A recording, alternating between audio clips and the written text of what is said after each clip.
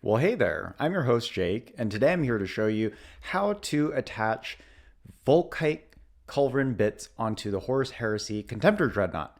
Now, as you can see here, this is one that I previously did, and it's so easy to magnetize.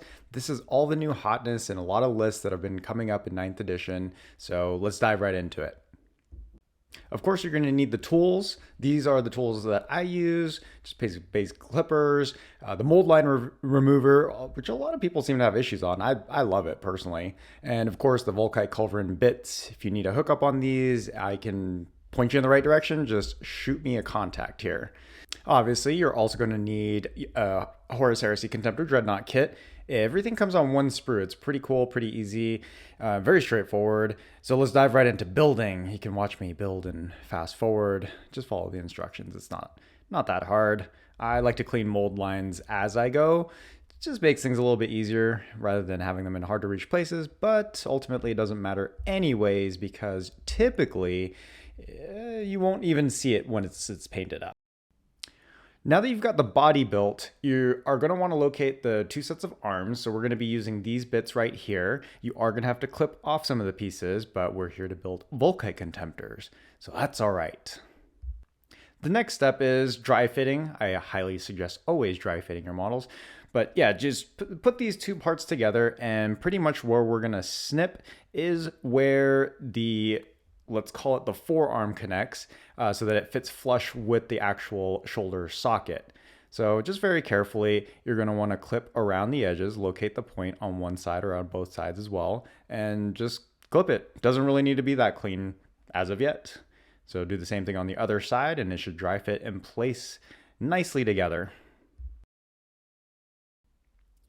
Now that you've got both of your shoulder bits all set up, you can also dry fit it to position, like what angle do you want the guns to be, so on and so forth. Now you can see the connector piece from the Volkite culverin kits. This is how it's going to fit together. So again, just play with the placement and see how you want everything to look. Then grab your magnets, as you can see here, smaller magnets to fit exactly. And of course the size is in the link below. You're going to want to watch out for polarity, of course. Magnetizing can be a hassle if you don't get the polarity right.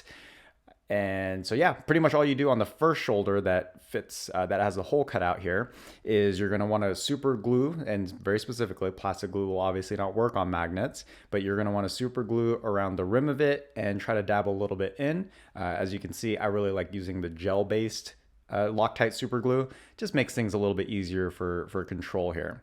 Now, very carefully, as you can see, I'm very gingerly, place the magnet in because it's the perfect size for this socket particularly. So you want to just place that and dab that and kind of guide that in and just let it dry.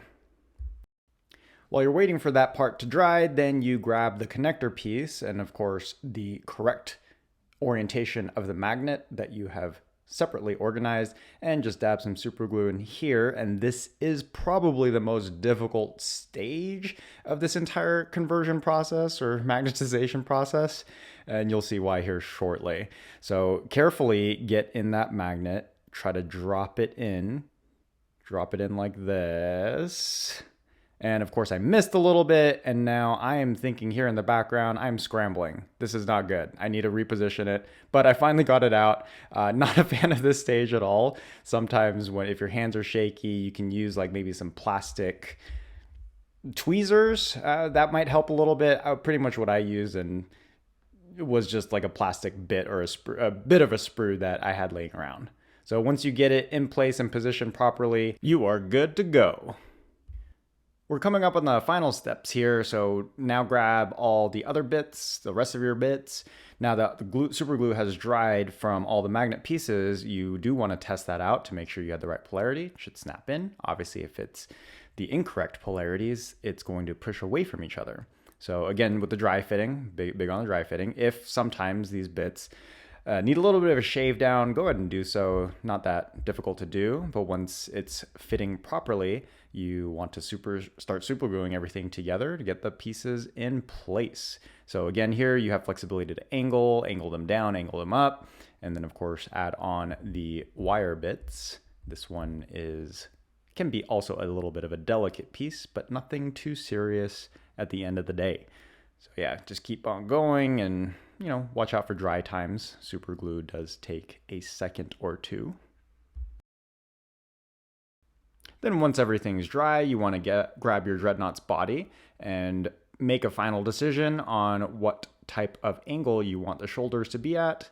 And once you've decided that, just glue them on, wait for that to dry, and you are done. Thanks so much for tuning in today. Be sure to stay subscribed so that you can keep up on the additional content from Black Rabbit Gaming. And of course, be sure to check out the video about why new Contemptor Volkites are the new hotness in 9th edition. Until next time, be safe. I'll catch you guys later.